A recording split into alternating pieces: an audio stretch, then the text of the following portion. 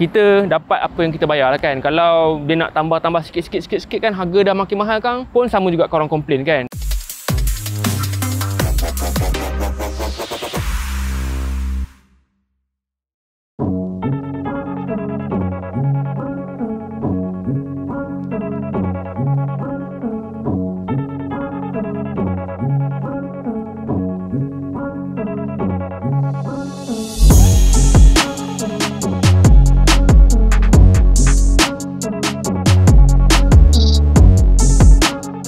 Assalamualaikum dan apa khabar? Hari ni kita nak bercerita pasal Proton Saga.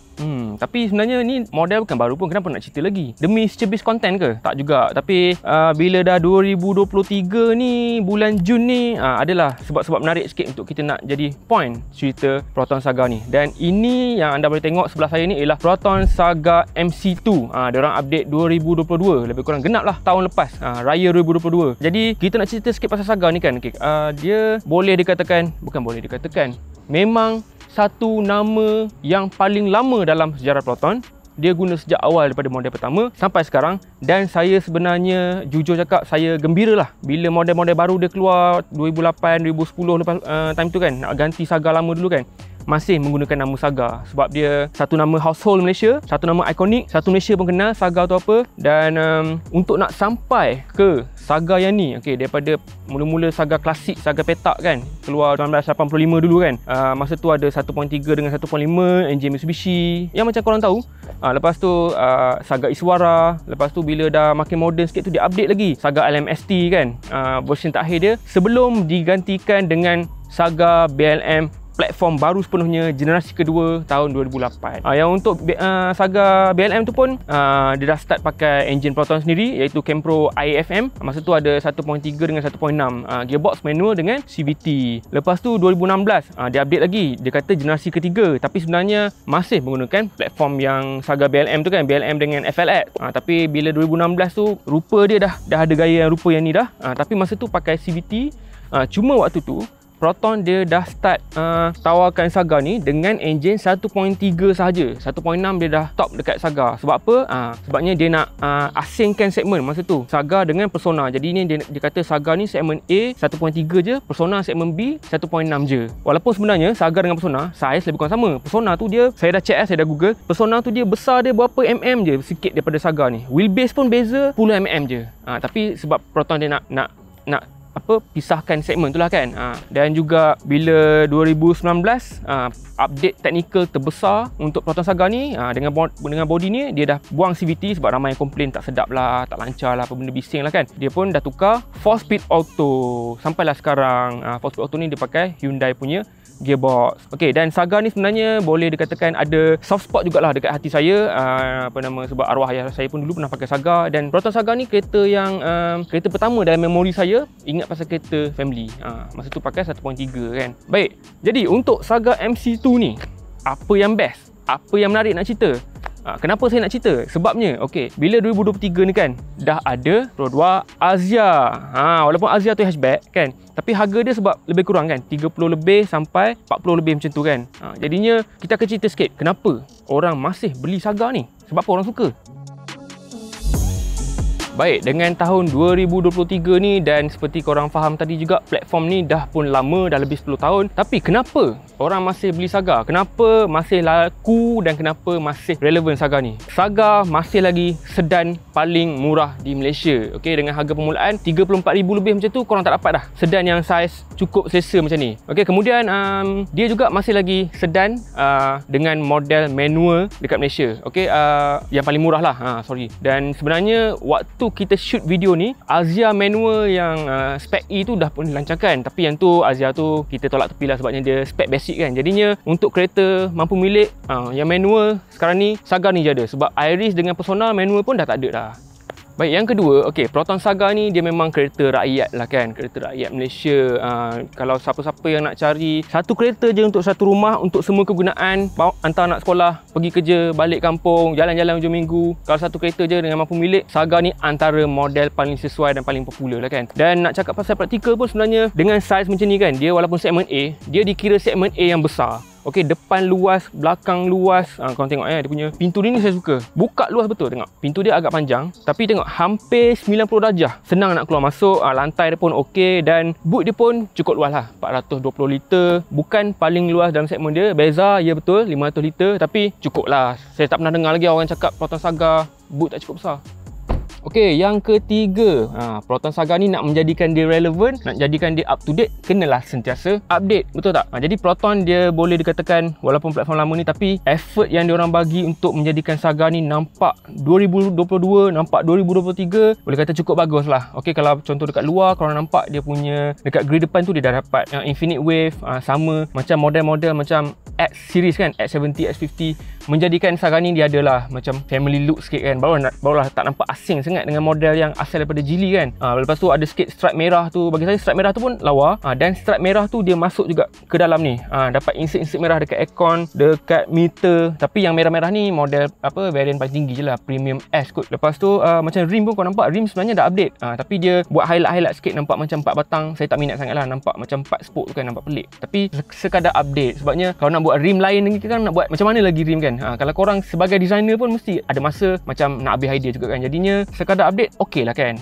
Lepas tu dia punya infotainment pun dah makin lawa, dah pakai touchscreen, jenis macam floating unit macam ni. Masa Saga baru launch dengan head unit macam ni, boleh dikatakan tak ada lah kereta yang bawah 40,000 dengan spek macam ni kan. Jadinya dia dah memberikan kita rakyat Malaysia, untuk golongan-golongan yang nak beli Saga ni, teknologi terkini. Cuma belum ada lagi lah Apple CarPlay dan juga Android Auto. Yang tu kalau letakkan harga naik pula, harga naik 500 pun orang dah komplain kan. Tapi itulah dia sentiasa update. Tapi kan Saga ni kan, saya rasa lah kan, bila engineer diorang ni nak develop kereta ni, diorang ada satu benda je dalam kepala diorang, iaitu handling. Yang tu jom saya cerita.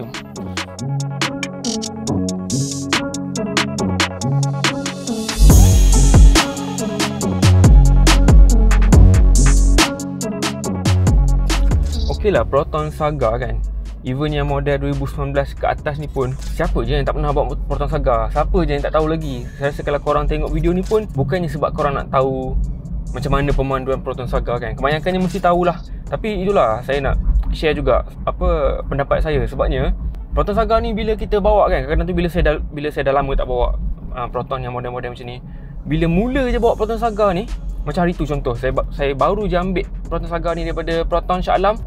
Exit je highway nak masuk ke Elite, terus mengingatkan saya kepada kehebatan Proton. Sebabnya Proton Saga ni, corner dia memang A lah, memang cemerlang lah. Okay? Dia rasa macam ibaratnya engineer Proton ni kan, walaupun nak buat kereta biasa, kereta daily yang orang pakai hari-hari, tapi dia ibaratnya cornering jangan lupa. Lepas tu bila buat design, cornering jangan lupa. Dia memang macam tu, macam terasa yang engineer dia fikir handling dengan cornering je nombor satu. Sebab kereta ni kita boleh rasa yang bila kita tengah laju sikit kan, the moment kita bagi input steering tu, boleh rasa yang kereta ni cukup selesa dan cukup bersahaja ambil corner. Dia kalau kita bawa setengah kereta kan, especially kereta-kereta lain dalam harga macam ni lah kan, contoh kereta bawah 50,000, kita boleh rasa tau yang okey, dia bawa straight selesa, bawa straight jimat minyak, bawa straight seringan. Tapi masa nak corner tu rasa macam kereta tu kena push sikit. Tapi yang Saga ni rasa macam dia direka untuk corner. Dan tayar ni pun sebenarnya, tayar Atlas ni, jujur saya cakap, saya sebelum ni tak pernah dengar pun brand Atlas ni kan, tapi agak lebih baik daripada apa benda tayar yang sebelum ni yang Proton bagi. Sebelum ni tak salah saya Silverstone. So Silverstone tu kalau kita ambil corner macam contoh exit highway ke kan, susul ke kan, bawa laju sikit daripada biasa je pun dah start rasa tayar tu membuang sikit. Yang ni masih lagi bertahan. So saya rasa Atlas ni, ialah dia tak boleh nak bagi tayar yang terlampau bagus kan, tapi saya rasa Atlas ni dia, lepas tu lagi satu selain daripada handling kan, Saga ni kita boleh rasa lah suspension dia, tuning dia macam kereta mahal. Tuning dia okey, walaupun Saga ni segmen A ke segmen B ke kan, size macam dia kategori segmen A, size macam segmen B, tapi Saga ni kita boleh rasa silap-silap dia punya cara kereta ni lalu dekat jalan tak rata semua kan, suspension dia kan, silap-silap kereta segmen C pun boleh malu, ataupun kereta segmen B yang harga 2 kali ganda daripada Saga ni pun boleh malu tahu. Dengan dia punya tuning suspension ni memang rasa macam kereta yang 1 ataupun 2 segmen lagi atas.